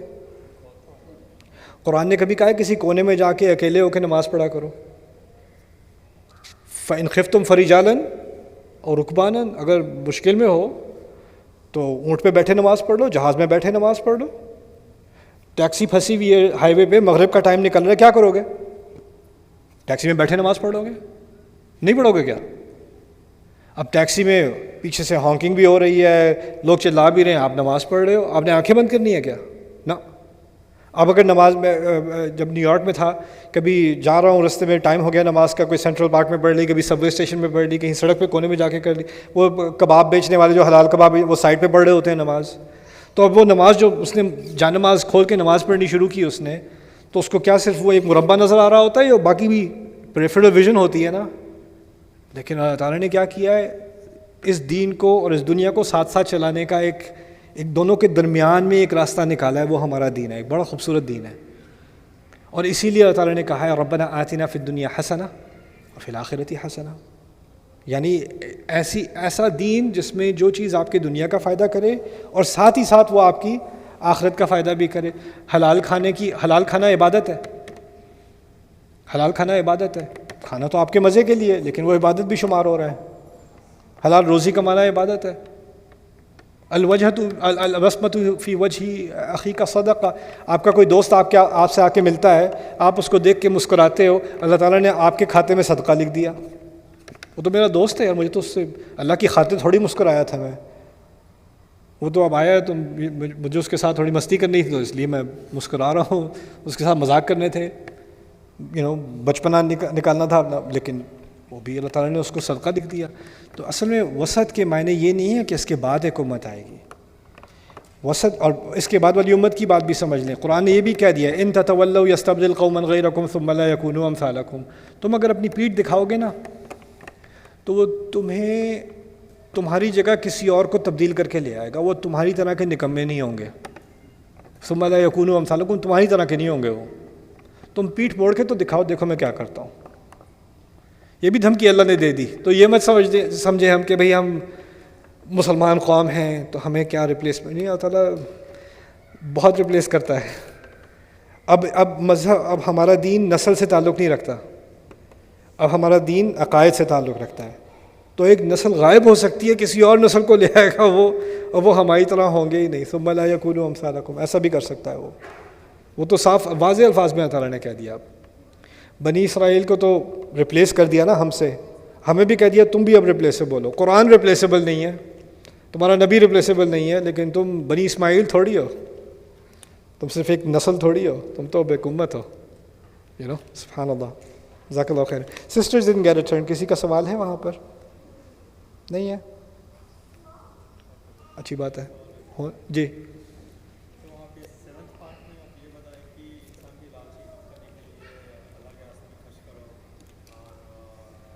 Eight part.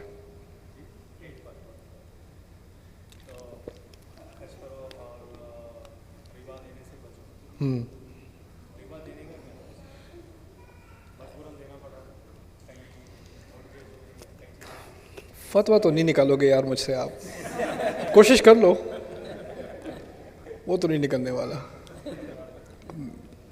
فتوے کے ربا کے بارے میں پوچھ رہے ہیں کہ لینے سے منع ہے تو دینا بھی منع ہے کیا؟ میں نے کہا مجھے کیا پتہ, وہ تو آپ کا مسئلہ معلوم ہوتا ہے. لیکن میں یہ کہوں گا کہ میں اس مسئلے پہ میں تقریباً 3 سال سے تحقیق کر رہا ہوں, اور میں ابھی اپنی تحقیق سے مطمئن نہیں ہوں, تو میں اس کے بارے میں اپنا منہ بند رکھتا ہوں. اس معاملے میں نصیحت لیتا ہوں عام طور پر ڈاکٹر اکرم ندوی سے, آکسفورڈ یونیورسٹی کے قریب وہ رہتے ہیں, وہ ندبۃ العلماء سے ہیں, محدث ہیں, اور ان کی کچھ ویڈیوز ہیں اس سبجیکٹ پر, وہ آپ دیکھ لیں. تفصیلی نہیں ہے, لیکن جو لوگ ان کے کورسز لیتے ہیں ان میں وہ تفصیلی بحث کرتے ہیں. میں گیا تھا, میں ان کے ساتھ ایک ہفتہ گزارا تھا صرف اس مسئلے پر, اسی بارے میں بات کرنے, کیونکہ مجھے کچھ باتیں سمجھ نہیں آ رہی تھیں اس بارے میں. جب ایک دن اللہ تعالیٰ شرح الصدر دے گا, کچھ بات لگے گی کہ سمجھ میں آ رہی ہے, تو پھر میں بیان بھی کر دوں گا انشاءاللہ. جی جی. اصل میں جو 9 حصے میں نے کہے ہیں, سوال یہ ہے کہ میری اپنی ریسرچ ہے یا اور کسی کا کام ہے یہ. اصل میں نظم قرآن جو ہے, اس سے میں 20 سال سے مجھے دلچسپی رہی ہے, اور اس موضوع پر ہماری تاریخ میں بہت کم لوگوں نے کام کیا ہے, لیکن کیا ہے. نظم الدرر فی تناسب الآیات والسور, امام فخر الدین الرازی نے کچھ حد تک کام کیا ہے. پھر ہماری انڈین ہسٹری میں بہت ہی بہترین کام اس پر ہوا ہے. حمید الدین فراہی رحمہ اللہ تعالیٰ نے اس پر بہت کام کیا. انہوں نے 9 صورتوں کی تفسیر لکھی اس کی بنیاد پر, لیکن پھر وہ 9 صورتوں کے بعد ان کا انتقال ہو گیا.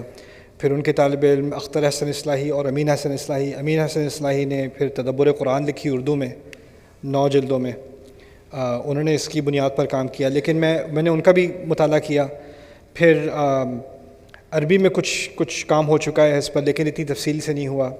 پھر ایکچولی ویسٹ میں نیل رابنسن, اس نے اسلام قبول کرنے سے پہلے, وہ اسلام قبول کر چکے ہیں, لیکن اسلام قبول کرنے سے پہلے انہوں نے مکی صورتوں میں سے جو عامہ کی جو صورتیں ہیں اس پر انہوں نے کام کیا تھا, اس کے نظم پر. بہترین کام ہے, یعنی تاریخی کام کیا انہوں نے اس پر. اور پھر ایک اور اکیڈمک ہیں جارج ٹاؤن یونیورسٹی سے, ریمنڈ فیرن, وہ بھی اس کو ان لوگوں کو دلچسپی ہوتی ہے عجیب چیزوں میں PhD کرنے کی. ہمارے دیسیوں کی طرح نہیں, ہمارے دیسی کو بس ڈاکٹر بننا ہے نا, یا اکاؤنٹ یا جاب کہاں کرو گے. ان لوگوں کا اور حساب کتاب ہے. وہ اپنے کسی سے کہے گا کہ میں نے PhD کرنی ہے بھیڑ بکریوں پہ, کر لو بیٹا کر لو. اس کو پتہ نہیں کہاں سے اس کو کیڑا لگا کہ میں نے عربی پڑھنی ہے, عربی میں PhD کرنی ہے. میں نے جارج ٹاؤن میں کر دی اس نے PhD عربی میں. الشعر الجاہلی, یعنی جاہلی شعر پہ اس نے PhD کی, اور اس کی جو ترتیب ہے جو شعراء کی, ان کی ترتیب پہ اس نے PhD لکھی. تو اس نے کہا میں اتنا کام کر رہا ہوں تو مجھے قرآن کی ترتیب پر بھی کچھ لکھنا چاہیے. تو اس نے, غیر مسلم وائٹ کا ہے, اس نے قرآن کی کچھ صورتوں کا مطالعہ شروع کیا, اس کی ترتیب پر اس نے کچھ انالیسس کام کرنا شروع کیا, اور کرتے کرتے دوران مسلمان ہو گیا. یعنی کسی نے اس کو دعوت نہیں دی, کسی نے اس کو اسلام کے بارے میں بتایا. وہ قرآن پڑھ رہا ہے اپنی عربی کی تعلیم مکمل کرنے کے بعد, اور وہ صرف قرآن کی ترتیب پر کام کر رہا ہے, اور وہ کرتے کرتے کہتا ہے یہ تو انسان نہیں کر سکتا. مسلمان ہو گیا. اس نے کتاب لکھی ہے اسٹرکچر ان دا قرآن. اب پتہ ہے وہ کہاں پر ہے؟ وہ کویت میں ہے. وہ کویت میں عربی پڑھاتے ہیں, masters degree university of Kuwait, وہاں وہ کویتیوں کو عربی پڑھاتے ہیں. میں ان سے وہاں ملنے گیا تھا. ہاں, میں دوست ہے میرے, تو ملنے گیا تھا وہاں پر. تو بیٹھے ہم بات کر رہے تھے, سورۃ الرحمن پہ آرٹیکل لکھا تھا, مجھے بڑا اچھا لگا, تو ان سے میں بات کر رہا تھا. تو وہ کہتے ہیں کہ یہاں پر نا عجیب ہے, میرے اسٹوڈنٹس ماسٹرز پروگرام, بیچلرز بھی نہیں, masters program, all Kuwaitis learning Arabic from a white guy from New Jersey, right? So کہتے ہیں یہ لوگ مجھے آ کے کہتے ہیں ما لنا نتعلم العربیہ من امریکی، کیا مصیبت ہے ہم عربی امریکی سے سیکھ رہے ہیں. تو وہ کہتا ہے مجھے تو برا نہیں لگتا تتعلمون الانگلیسیہ من العرب، کہتے ہیں مجھے تو برا نہیں لگتا تم الٹی ٹوٹی پھجی انگلش سیکھتے ہو اپنے عربی پروفیسر سے. تو میں تو شکایت نہیں کرتا، تم بھی شکایت نہ کرو. لیکن انہوں نے اس موضوع پہ کتاب لکھی ہے. پھر میں نے سرے سے اس پہ کام کرنا شروع کیا تقریباً 10 سال پہلے، اور اس پہ میں نے خود ہی اپنا ان کی بنیاد پر اور مزید اپنی میری جو تحقیق ہے اس کی بنیاد پر میں نے قرآن کے نظم پر خاص کام کرنا شروع کیا، ایک ایک صورت کو لے کے. تو میرے حساب سے اب 48 صورتیں میں مکمل کر چکا ہوں، تو باقی ابھی رہ گئی ہیں. اور میرے کچھ اسٹوڈنٹس ہیں، انہوں نے اس کام کو مزید آگے بھی کیا ہے نظم کے سلسلے میں، تو وہ اس کو پھر ہم آہستہ آہستہ پبلش کریں. اس کے بارے میں میں نے ایک کورس بھی پڑھایا تھا کہ اس کی اصل کیا ہے، اس کی تاریخ کیا ہے، اس کو سمجھا کیسے جائے، اور اس سے قرآن کے مطالعے پر فرق کیسے پڑتا ہے. اس کے یعنی صورت کی جو اصل تاثیر ہے، اس کا جو اعجاز ہے وہ کیسے سامنے آتا ہے اس میں. تو اس کا ایک کورس میں نے پڑھایا تھا ہیونلی آرڈر، تو میں نے ریکارڈ کیا، وہ میں نے کوئی 5-6 سال ہو گئے اس کورس کو پڑھائے ہوئے. لیکن جب بھی میں کسی نئی صورت کا مطالعہ کرتا ہوں، یہ تو میں نے بقرہ تو میری تقریباً 8 سال ہو گئے ہیں اس کو آرگنائز کیے ہوئے، لیکن میں کسی بھی نئی صورت کا مطالعہ کرتا ہوں پہلے میں نظم کا مطالعہ کرتا ہوں، پھر اس کے بعد آیت کا مطالعہ ہوتا ہے.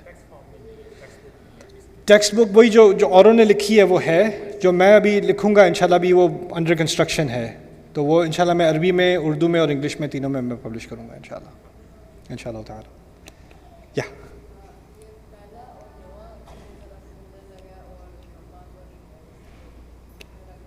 پانچواں چھٹا نہیں، چوتھا اور چھٹا. چوتھا ابراہیم علیہ السلام سے امتحان لیے گئے، وہ پاس ہو گئے.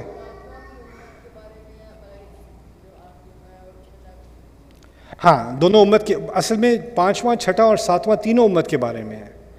لیکن 5ویں میں کیا ہے، تمہارا اب نیا کیپٹل ہے، تمہارا کیپٹل اب کیا ہے، کعبہ ہے. 6 کیا ہے، تمہارے بڑے بڑے امتحان لیے جائیں گے. اور پھر 7واں کیا ہے، یہ ہے تمہارے حکام. تو تینوں ہمارے بارے میں ہیں، لیکن تینوں میں الگ الگ بات ہو رہی ہے.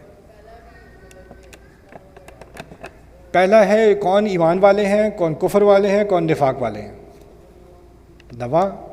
دعا ہم سے جو دعا نکلتی ہے کہ ہم ایمان پر رہیں اور ہم کافروں کا سامنا کر سکیں اور ہم نفاق میں نہ پڑیں. آگے سمجھ، اچھی بات ہے. جی پاکستان اسٹوری نائٹ یہاں پہ باقی اچھا سوچتا ہوں، اوکے سوچتا ہوں انشاءاللہ. اوکے ہے تو مزے کی چیز، لیکن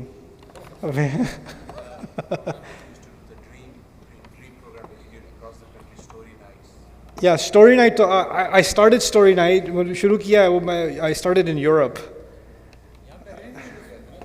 نہیں وہ تو پہلے والے ہو گئے نا. I make a new story night every year, so I made a new one and I started it in Europe and then I am gonna go to Malaysia and Indonesia. I'm going to go everywhere on the planet except here.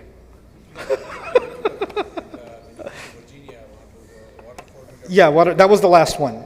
But I just made a new one. But I haven't done any of them here. So yeah, inshallah. No, not next week. Easy. Okay, I'm done. Barakallahu li wa lakum. Assalamu alaikum wa rahmatullahi wa barakatuh. إن المسلمين والمسلمات والمؤمنين والمؤمنات والقانتين والقانتات والصادقين والصادقات والصابرين والصابرات والخاشعين والخاشعات والمتصدقين والمتصدقات والصائمين والصائمات والحافظين فروجهم والحافظات والذاكرين الله كثيرا والذاكرات أعد الله لهم مغفرة وأجرا عظيما.